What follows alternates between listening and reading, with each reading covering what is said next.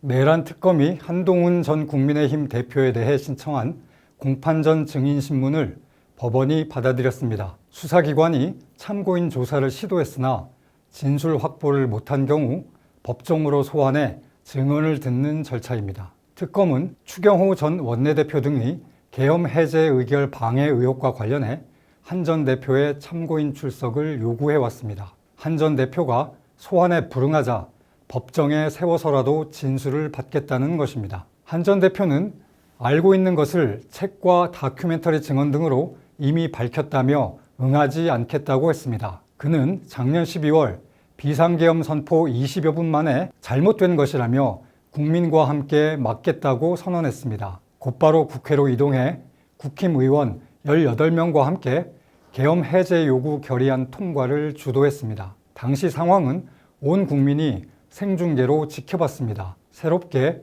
더 나올 것이 없습니다. 그런데도 특검은 공판전 증인신문을 신청하면서 한 전 대표가 불출석하면 구인할 수 있다. 본인 의사와 무관하게 강제력이 수반될 수 있다고 압박했습니다. 피의자도 아닌 참고인에게 강제력을 언급했습니다. 비상계엄이 범죄라면 한 전 대표는 범죄 피해자에 해당됩니다. 특검도 내부적으로 그렇게 보고 있다고 합니다. 특검도 한 전 대표가 계엄 해제 방해 의혹에 대해 특별히 더 증언할 내용이 없다는 걸 알고 있을 것입니다. 그럼에도 계속 부르는 것은 한 전 대표에게 없는 사실을 만들어 국힘 동료를 배신하라고 강요하는 것이거나 아니면 정치적 망신 주기, 정치 보복을 위한 것이라고 볼 수밖에 없습니다. 이재명 대통령도 대장동 일당 배임 사건 재판의 증인으로 소환됐지만 5번이나 출석하지 않았고 법원은 결국 증인신문을 포기했습니다.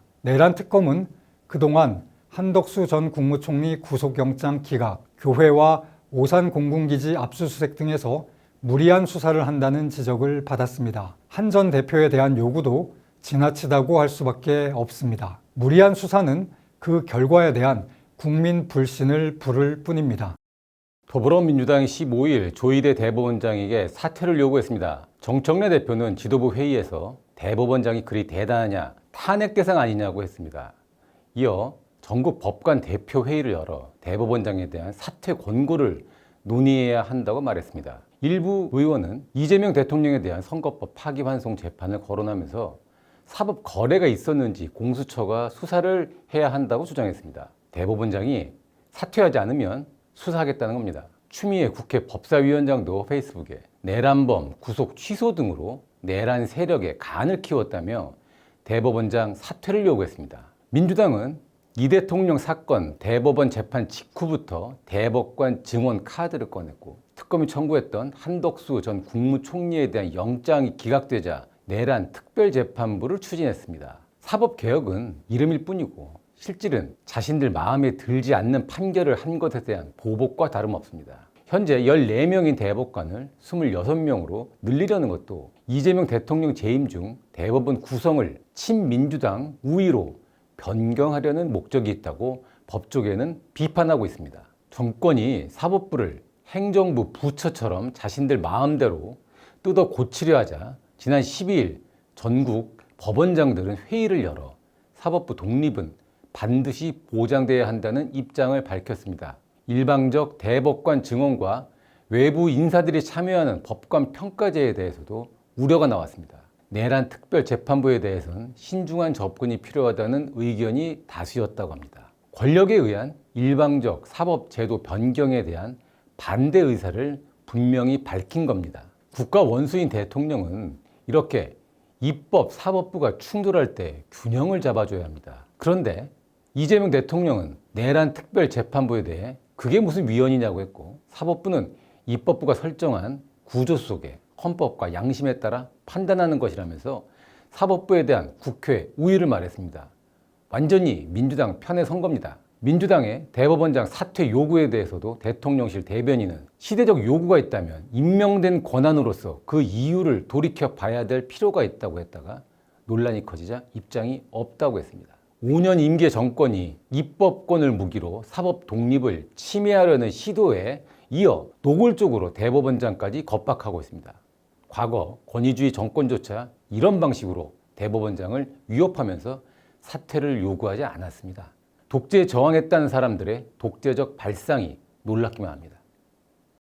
김병기 민주당 원내대표가 저신용 저소득일수록 높은 금리를 부담하고 고신용 고소득계층은 낮은 금리를 누린다며 지금 금융구조는 역설적이라고 했습니다. 앞서 이재명 대통령도 지난주 국무회의에서 어려운 사람 대출이 더 비싸다, 너무 잔인하다며 초우량 고객에게 0.1%만이라도 이자 부담을 더 지워 어려운 사람들에게 좀 더 싸게 빌려주자고 했습니다. 경제를 포퓰리즘 정치 논리로 생각하는 데서 그치지 않고 그런 정책을 실제로 밀어붙일 것처럼 보입니다. 금리는 대출자 상환 능력에 따른 시장 가격입니다. 돈 갚을 능력이 있고 연체 경력이 적을수록 낮은 이자를, 떼일 위험이 클수록 높은 이자를 물립니다. 이를 잔인하다고 하면 사고를 많이 낸 운전자의 보험료를 깎아주기 위해 무사고 운전자의 보험료를 올리자는 주장과 같은 것입니다. 고신용자의 대출 금리를 높이고 저신용자의 금리를 낮추면 누가 성실하게 빚을 갚겠습니까?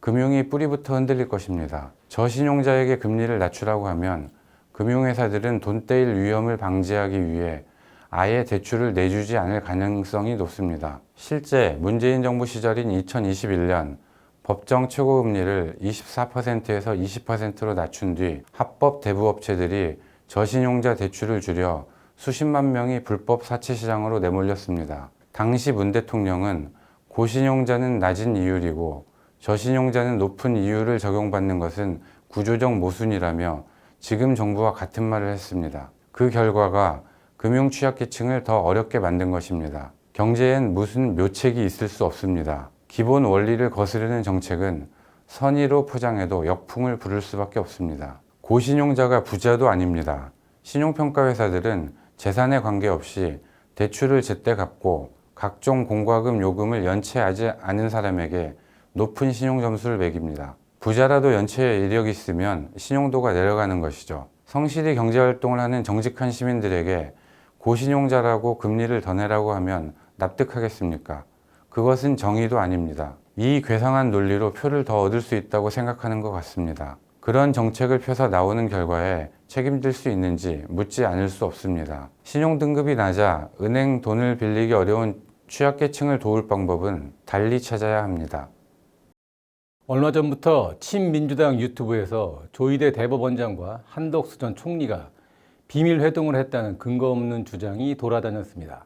유튜브에서 흔히 있는 일이지만 집권 민주당이 이 주장을 근거로 조 대법원장 사퇴를 요구하는 일이 벌어졌습니다. 민주당이 제시한 근거는 아무것도 없었습니다. 민주당 한 의원은 16일 국회 대정부질문에서 윤석열 대통령 파면 직후인 작년 4월 7일쯤 한 전 총리, 정상명 전 검찰총장, 김건희 여사 모친의 측근, 그리고 조 대법원장이 만났다는 제보가 있다고 했습니다. 조 대법원장이 이 모임에서 이재명 선거법 사건이 대법원에 올라오면 알아서 처리한다는 말을 했다고 주장했습니다. 그러나 이를 뒷받침하는 근거는 제시하지 않았습니다. 의원 면책 특권을 이용해 근거 없는 주장을 펴 신문과 방송에 보도되도록 한 겁니다. 앞서 김어준 씨 등 친민주당 유튜버들도 그들이 만났다면 엄청나게 부적절한 것이라면서 의혹을 확산시켰습니다. 그러더니 정청래 대표를 포함한 당 지도부 인사들까지 나서 조 대법원장에 대한 특검 수사를 요구했고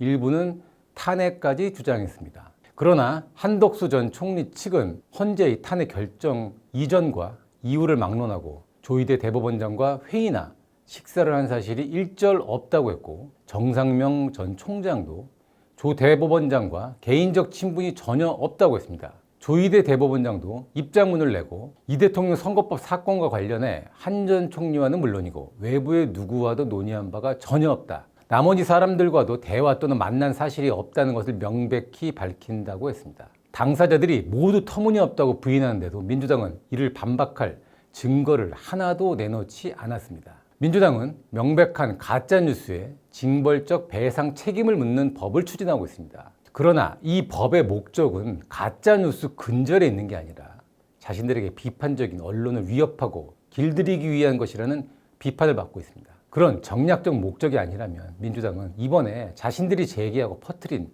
조 대법원장 관련 주장이 가짜뉴스로 판명날 경우 징벌적 배상 책임을 우선 적용하기 바랍니다. 자신들은 사실 확인도 하지 않고 중대한 의혹을 고의로 무차별적으로 퍼뜨리면서 가짜뉴스 근절법을 추진한다고 하니 누가 이를 신뢰하겠습니까?